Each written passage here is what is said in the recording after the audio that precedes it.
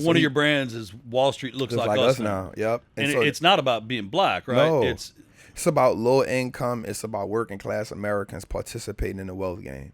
And so what I learned from him was, he said, wealthy people do three things, man. They learn how to stop trading time for money. They learn how to buy back their time, and they learn how to give value to people. And he said, if you learn stocks, if you learn real estate, and you learn business, you'll never be broke in America. It's the three things he told me. So the first book I read was Rich Dad, Poor Dad. Yeah. Right? In prison, at this time, I'm probably about 19 years old. And I was like, yo, it wasn't an investment book. It was just a mind-blowing book on seeing, this is how the wealthy people see money. And it was the way that he put those quadrants together. I had never heard of that before. Mind you, I'm from the street, so all I knew was murder. If you ain't playing sports or rap and you're not getting out the hood. Everybody who I saw working was dying, working 2 and 3 jobs. So I was like, yo, I don't want that life. So when I just came home from prison, man, I really went head first into investing in the market. Well, one thing about seeing money differently, like I'm 44 years old now. Yeah. I started this company when I was, I guess, 40. Okay. Or 39 or 40, it doesn't matter. But the one of the first, my point to bring my age up is I was 40 years old before I had that switch you're talking about. Yeah. Because I see money now as a hammer. Yeah. It's just a tool in the toolbox. Yeah, that's it. It's no longer the reward. This thing that I'm trying to get. Yeah. And that's the thing is, I think when you're not a business owner or you have I don't necessarily want to say an unhealthy relationship with money, but you get this dopamine hit when you get money. Yeah. Like, here's a check for $100,000. Well, 5 years ago, I'll be like, hell yeah, I'm rich. Yeah. Now I'm like, well, I can pay off some stuff. Yeah. I made $8,000 last night on an overnight sweep account. Yeah. I mean, that's more than most people in America will make in 2 months worth of hard work. That's a fact. And I made that much last night on an overnight sweep account. Yeah. But my point being is, it's like it's the hammer. And like what you were saying, it's the reward. It's the game. It's no longer the reward. It's just the tool to get to the next thing. That's what I look at it as. So for me, when Tim asked about the company Wall Street looks like us now, when I look at America, I look at a place where you could do some things that you can't do anywhere else, right? And if you learn the game, then you have access to so many different things. And so for me, I looked at the stock market and said, this is the key for me. Because when I looked at the top 10, and this was the thing that really made my mind blow. Every time I look at the top 10 richest people in America, like 45 to 50% of their wealth is in the stocks and the companies that they own.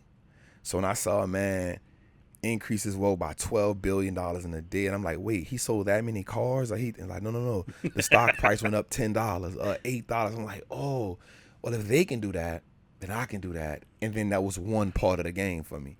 And so that was the initial part of the game, learning how money works, learning how ownership works, learning how equity works, learning how wealth builds and compounds. So once my mind shifted to that, the game just opened up in a completely different way. I know you that's a great misunderstanding. You said he sold that many cars. Yeah. Because where we come from, because you grew up in the streets of New Orleans, I grew up in dirt roads of Texas. Yep. Not a whole lot different except for there's less people to shoot at. But the funny thing is you hear someone made money and you immediately think, what did they do to make it? That's a fact. Right? Not what did their assets do to make them money. 100%. So I love that little comparison of he sold that many cars. No. His company went up in value. Yep. It's like, wait, but didn't he sell cars for that to happen? Yeah, not necessarily. Yeah, not necessarily. Well, also the game aspect of it. I think it's too easy.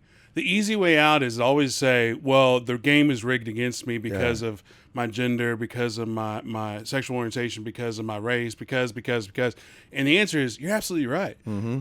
But you're also wrong, because the game is rigged against anybody that's not on the other side. 100%. And that's what people fail to realize is, like, whether I'm white and male, I'm on your side too because I'm not on the wealthy, rich Uber side. Right, so you have to break through. I think it's more important what he said is you learn the game, and that's if what there's I'm saying. a game that is rigged against you, which there are in America, you got to find a game that's not rigged against you. No, but I'm saying the game is rigged against everybody until you learn. Different games are rigged against different people, and find the one that's not rigged. So there's different rules to the game for everyone. Think about, like, from my perspective, every school in my neighborhood is probably D class, right? So the average person drops out of school. The average black male in my community goes to prison or get killed before 21. That ain't the same demographic everywhere. So the game is rigged for everyone some way. Yeah. Right? But you have to figure out, how do you get in the game? So a wise man once said, even the rigged game is fun to play. Right? And so for me, I realized, okay, I could complain about the things that are going my way, that aren't my way, but that won't get me nowhere. Yeah. Or I can look at the game and say, where's my angle? Where's my angle? And once I figured out where my angle was, it was no longer time for me to complain.